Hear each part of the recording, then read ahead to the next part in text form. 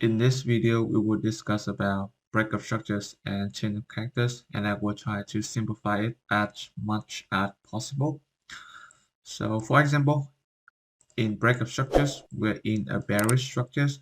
This is a previous high, this is a previous low, and we got breakup structure by the body with impulsive candle, and this will be our new high, and this will be our new low. For chain of characters, for example, we are in a small uptrend. This is a previous high, low, low, high, and this high got swept by this fake high here before pushing down immediately to break this low, and this here will be called a chain of characters. So the main difference between breakup structures and chain of characters is that, as you can see here, this high on the chain of characters got swept before pushing down immediately for a short example. How about for long? So for long, as you can see here, for long, we got our low got swept before pushing up with impulsive candle immediately. So this is a ChoCH chain of characters for a long example. I think that you may confuse about this concept, so let's deep dive on some example to understand it.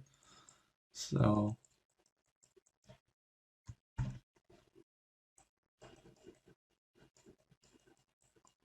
okay, so as we discussed in the previous video, we know how to identify highs and low, and we know how to identify like where is the premium and where the discount areas. And as you can see here, we got this is a good breaker block is in the premium area as well. So for example, we will talk about like my scalping strategy later on.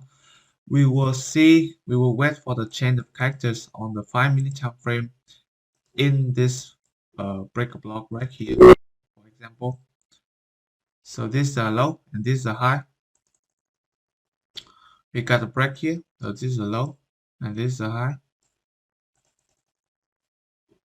And this is a low and this is a low and this is a high.